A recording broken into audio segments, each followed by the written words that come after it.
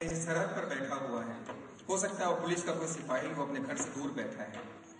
घर से उसकी पत्नी की चिट्ठी आती है, तुम वापस आओ। सैनिक कहता है मैं वापस नहीं आ सकता। कल्पना कीजिए, कश्मीर की सरहद पर बैठा हुआ एक सैनिक, 25-26 साल का लड़का, जिसके घर में जवान बीवी है, जिसके छोटे बच्चे हैं, बूढ़े माँ बाप हैं, उसे घर से चिट्ठी आती है वापस आओ, और वो कहता है मैं नहीं आ सकता। क्या लिखता है अपनी पत्नी को? अगर उसके दर्द से आप जुड़ गए तो ये सोचिएगा कि आप हिंदुस्तान के दर्द से जुड़ गए। वो लिखता है अपनी पत्नी को कि सोच रहा हूं मीत तुम्हें क्या बात लिखूं, लंबे दिन या अपनी सूनी रात लिखूं। कश्मीर में बड़ी देर तक रोशनी होती है, उसके बाद अंधेरा, धुप अंधेरा छा जाता है। महीनों तक चिट्ठियां नहीं आती, कभी कभी 6-6 महीने के बाद चिट्ठी आती है। वहां बैठा हुआ महाराष्ट्र में बैठी अपनी पत्नी को चिट्ठी लिखता है कि सोच रहा हूं मीत तुम्हें क्या बात लिखूं, लंबे दिन या अपनी सूनी रात लिखूं। आंखों के आगे फैली है सीमाएं, गंध लिए बारूद पड़ी है पांवों में, तैर रही खामोश फजा में कुछ चीखें, लगता है फिर खून बहा है गांवों में। रह रहकर अंगार उगलती बंदूकें, आग लगी है केसर की हर क्यारी में, दूर दूर तक फसल उगी है नफरत की, हर सपना है मरने की तैयारी में। बर्बादी की ये तो कुछ तस्वीरें हैं, किन शब्दों में ये बिगड़े हालात लिखूं, सोच रहा हूं मीत तुम्हें क्या बात लिखूं। आगे लिखता है, ये पीछे वाले लोग तालियां नहीं बजा रहे हैं और जो ऊपर बैठे हो तो एकदम नहीं बजा रहे हैं। एक बार जोर से तालियां बजाइए। आगे लिखता है, जुड़िए उसके दर्द के साथ। आगे लिखता है कि आज जवानी इंद्रधनुष कैसे देखे, मैं भी चाहता हूं कि घर आऊं, तुम्हारा हाथ पकड़कर तुम्हें इंद्रधनुष दिखाऊं, लेकिन कैसे मैं घर आऊं। आज जवानी इंद्रधनुष कैसे देखे, घाटी में संकट के बादल छाए हैं, कुछ वहशी कुछ मानवता के हत्यारे छिप छिप कर आतंक मचाने आए हैं।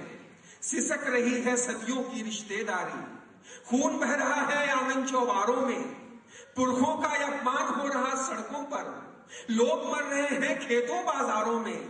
सूनी सूनी आंखों में जो दिखते हैं, कैसे तुमको वो जख्मी जज्बात लिखूं, सोच रहा हूं मीत तुम्हें क्या बात लिखूं। आगे लिखता है, चीड़वनों में दहशत है, सन्नाटा है, आज चनारों की रंगत मुरझाई है, झील उदासी के साये में डूबी है, आज शिकारों में खामोशी छाई है।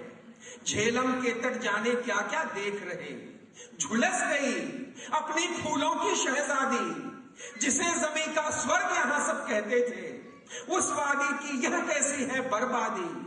काश्मीर चुपचाप सभी कुछ देख रहा, कैसे उसके सीने के आघात लिखूं, सोच रहा हूं मीत तुम्हें क्या बात लिखूं। आगे लिखता है कि अभी अभी कुछ शांत पड़ी गोली बारी, ऐसे में यह पत्र तुम्हारा आया है। अभी अभी कुछ शांत पड़ी गोली बारी, ऐसे में यह पत्र तुम्हारा आया है। कितनी धड़कन कितने आंसू साथ लिए, कोमल संबंधों की खुशबू लाया है। मां की थपकी, बाबा के आशीष कई, इसमें अपने बच्चों की किलकारी है, और वे घड़ियां जो राह देखते बीत गईं, इसमें उनकी मजबूरी लाचारी है। आंसू की बातें हैं, आंसू पढ़ते हैं, आंखों को क्या आंखों की बरसात लिखूं, सोच रहा हूं मीत तुम्हें क्या बात लिखूं। आगे लिखता है कि यादों में आंचल लब भी लहरा जाता, यादों में वो काजल लब भी बहता है।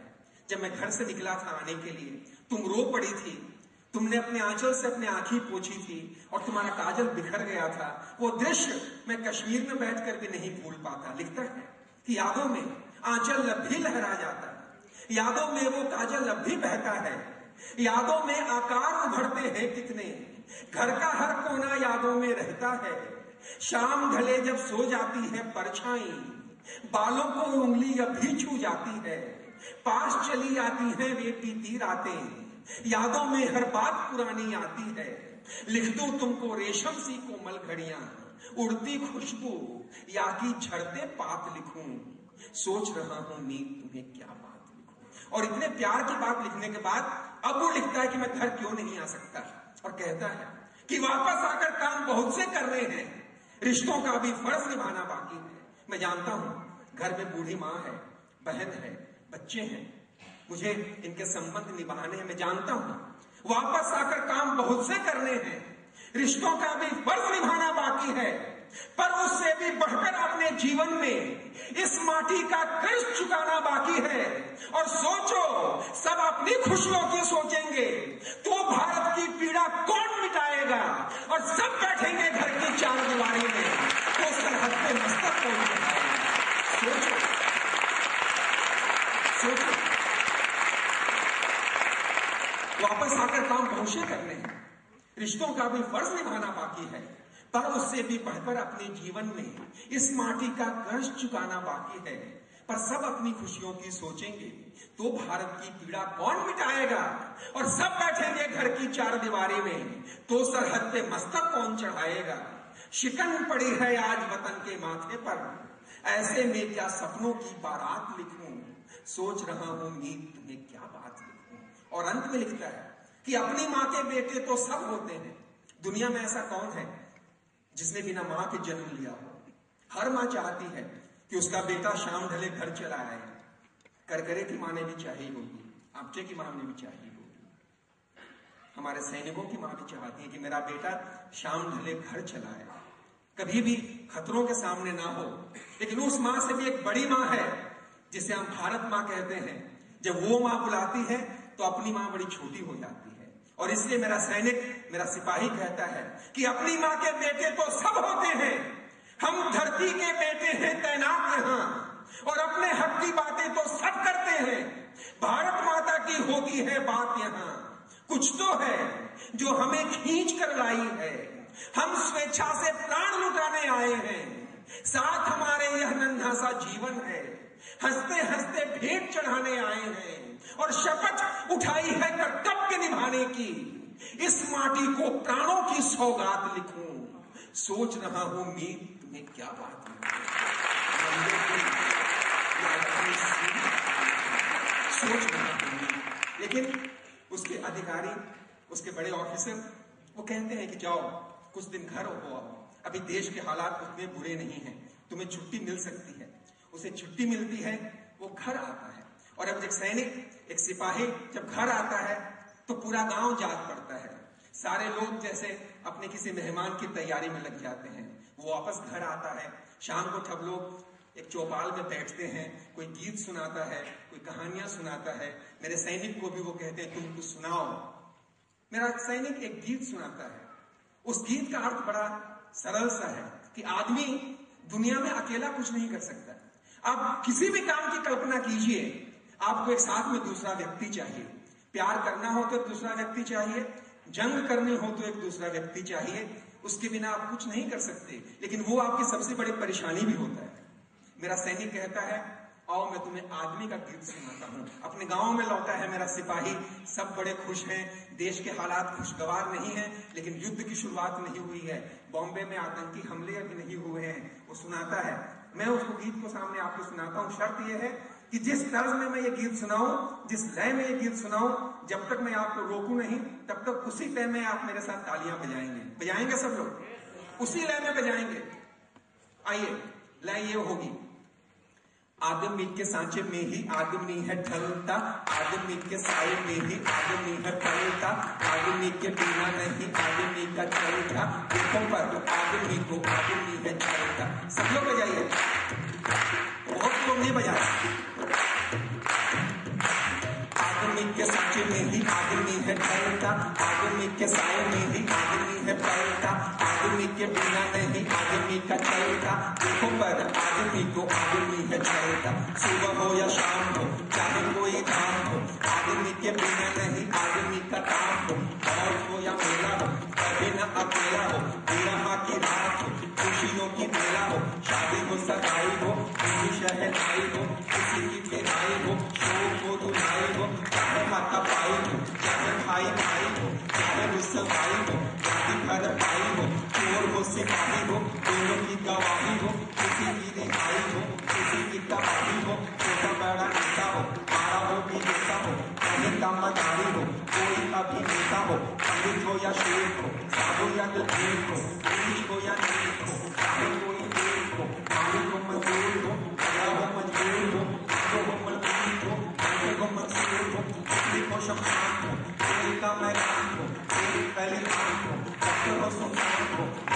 या फ्राई हो, अंडे की लपाई हो, खीर का चढ़ावा हो, मंदिर की मिठाई हो, होटल वाली पाठ हो, ढाबे वाली पाठ हो, नामी हलवाई हो, गली वाली चाट हो, पूजा हो त्योहार हो, रोज का त्योहार हो, गंगे का बाजार हो, डॉक्टर हो बीमार हो, पूजा आपत्ति हो, ईद की तैयारी हो, महफिलों की बारी हो, या की महामारी हो, होली की उमंग हो, होली वाला रंग हो, दीपों की कतार हो, सावन हो पतंग हो, चलो अमराई हो, हो पूरवाई हो, की चार पाई हो या ठंड की रजाई हो, आम की मिलाई हो, आंख से लड़ाई हो, आंख घर आई हो या अक्षर आई हो, बचपन हो जवानी हो, किस्मों की रवानी हो, दिल में खींचा पानी हो, प्रेम की कहानी हो, आंसुओं की धार हो, ईद का श्रृंगार हो, चाहे कहीं पैर हो, चाहे कहीं प्यार हो, चंदनों का गीत हो, चाहतों की जीत हो, हार हो या जीत हो, भय हो या प्रीत हो, कायलों का राम हो,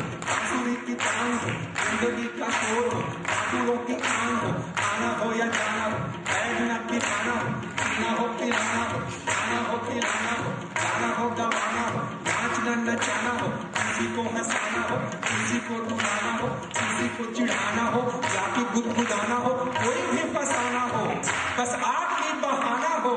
और आदमी के साथ यहाँ कितना झमेला है, आदमी के बिना मगर आदमी अकेला है, आदमी के बिना मगर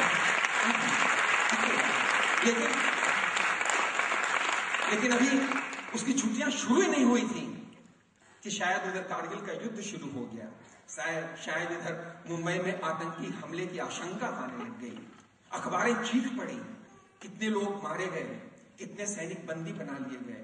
मेरी सैनिक की पत्नी पढ़ लिख नहीं सकती थी, घर में अकेले बैठी हुई है, सैनिक के पास यूनिट से चिट्ठी आती है तुम वापस आओ, और जाकर अपनी पत्नी को समझाता है कि मीठे मीठे गीत कभी फिर गाऊंगा, रंगों की बस्ती में लेकर जाऊंगा, तुम अपनी चोटी में फूल सजा लेना, नैनों के दर्पण तुमको दिखलाऊंगा, आज मगर बंदूक उठाने आया हूं और मैं सरहद की व्यथा सुनाने आया हूं, सुनो मुझे क्यों वापस जाना है। वो कहता है मीठे मीठे गीत कभी फिर गाऊंगा, रंगों की बस्ती में लेकर जाऊंगा, तुम अपनी चोटी में फूल सजा लेना, नैनों के दर्पण तुमको दिखलाऊंगा, आज मगर बंदूक उठाने आया हूं और मैं सरहद की व्यथा सुनाने आया हूं। दुश्मन आकर चोटी पर है बैठ गया और वहां से गोली नीचे दाग रहा, दूर घरों में लोग चैन से बैठे हैं, भारत का सैनिक सीमा पर जाग रहा, दुर्गम पर्वत पर्वा है बढ़ता जाता, लड़ता गिरता उठता है फिर चलता है, सांस सांस में कोई आग धधकती है, बर्फीली वादी में खून उबलता है, साहस से बढ़ते बढ़ते जो झेल रहा, सीने के वे घाव दिखाने आया हूं, मैं सरहद की व्यथा सुनाने आया हूं। मीठे मीठे गीत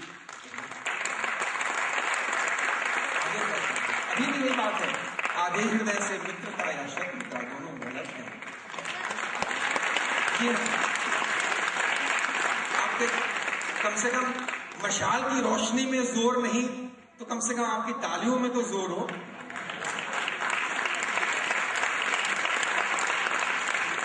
मैं तो ये मानता हूं कि हमें किसी बॉम्ब की जरूरत नहीं है साहब, अगर हिंदुस्तान के सारे लोग एक साथ खड़े होकर अच्छी तरह ताली बजा दें तो हमारे बहुत सारे पड़ोसी मुल्क यूं ही बह जाएंगे उस आवाज में। लेकिन ताली बजे तो सही, कहीं तो जवानी नजर आए, चलिए बजाइए एक बार अच्छी तरह। आगे मीठे मीठे गीत कभी फूल सजा लेना, नैनों के दर्पण तुमको दिखलाऊंगा, आज मगर बंदूक उठाने आया हूं, मैं भारत की व्यथा सुनाने आया हूं।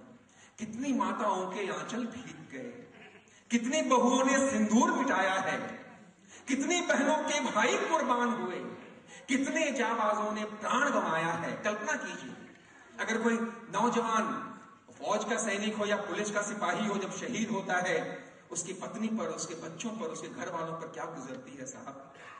तब मेरे एक मित्र कवि को लिखना पड़ता है कि उन आंखों की दो बूंदों से सातों सागर हारे थे। कल्पना कीजिए एक लड़की जिसकी अभी अभी शादी हुई है, जिसके हाथ की मेहंदी नहीं सूखी है, वो अगर विधवा हो जाए, उसका पति अगर शहीद हो जाए, तो लिखना पड़ता है कि उन आंखों की दो बूंदों से सातों सागर हारे थे, मेहंदी वाले हाथों ने जब मंगल सूत्र उतारे थे, उन आंखों की 2 बूंदों से सातों सागर हारे थे।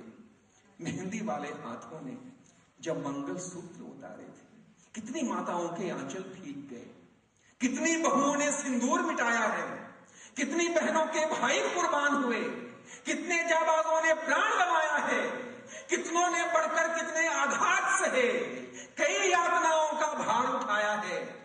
याद कीजिए ऋषभ को, कारगिल के जमाने में, जिसके 5 साथियों के साथ हमारे दुश्मन पकड़कर लेकर गए थे और उनके छत विक्षत शरीर के साथ उन्हें वापस किया था।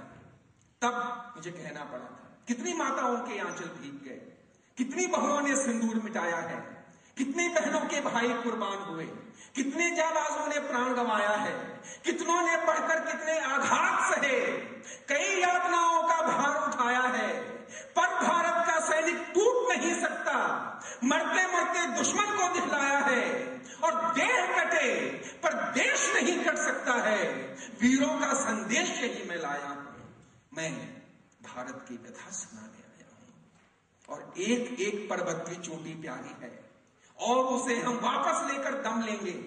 चोरी से जो हासिल कर ली दुश्मन ने, जोर लगाकर उसे छीन कर हम लेंगे।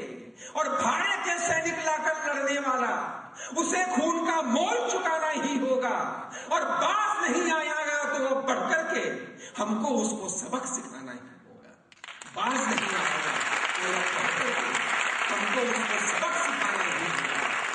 आती है आवाज यही है कोने से, दुश्मन को भी यही बताने आया हूं, मैं भारत की व्यथा सुनाने आया हूं। और आज मेरी बारी है, मुझको जाने दो। कोई भी पुलिस अधिकारी ऐसे समय ये नहीं कहता मैं घर में बैठकर रहूंगा, किसी और को जाने दो। कोई भी सैनिक नहीं कहता कि मैं घर में बैठना चाहता हूं, मैं सरहद पर नहीं जाना चाहता। वो कहता है कि आज मेरी बारी है, मुझको जाने दो। बांह फड़कती अंग अंग थर्राता है, कदमों को अब रोक नहीं मैं पाता हूं।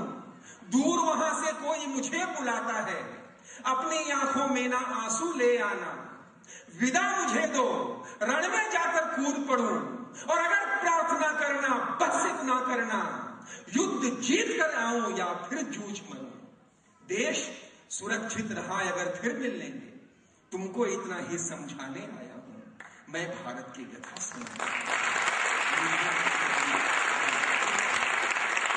और जब मेरा सैनिक, मेरा सिपाही ऐसा कहता है तो उसे घर वाले क्या कहते हैं? कल्पना कीजिए, गांव का एक लड़का, महाराष्ट्र के किसी गांव का लड़का अगर मुंबई आ रहा है नौकरी पर ऐसे हालात में, तो उसकी माँ उसे क्या कहेगी? यूपी, बिहार, मध्य प्रदेश, तमिलनाडु, महाराष्ट्र, कर्नाटक, कहीं का लड़का जब अपने घर से लड़ाई शुरू हो गई, निकल रहा है, तो उसकी माँ क्या कहेगी? सुनिए उसकी माँ क्या कहती है। बस एक चीज का ध्यान रखिएगा, हमारे भारत की युद्ध परंपरा में जीत को बहु माना गया है। और हर सिपाही जब युद्ध जीत कर आता है तो एक सौत को घर लेकर आता है, जिसे विजय वधु कहा जाता है। और उसकी पत्नी इस विजय वधु रूपी सौत को सहर्ष स्वीकार करती है। और इसलिए घर में क्या बात होती है जब मेरा सैनिक जाता है? युद्ध जाते इकलौते बेटे से यूं मां ने कहा, पीठ दिखला के मेरा दूध न लजाना तुम। पीठ दिखा के मेरे दूध को लज्जित मत करना।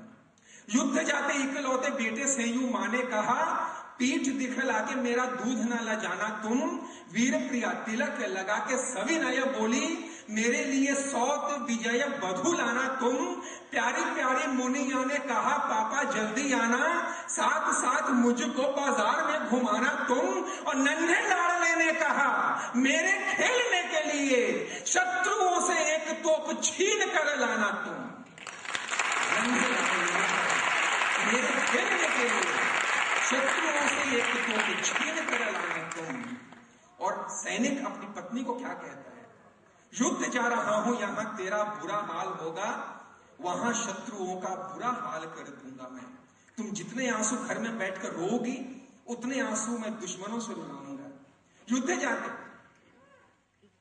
जा रहा हूं, यहां तेरा बुरा हाल होगा, वहां शत्रुओं का बुरा हाल कर दूंगा मैं। और तेरे लाल गोटे वाले शॉल की कसम मुझे, जननी का सुजश विशाल कर दूंगा मैं।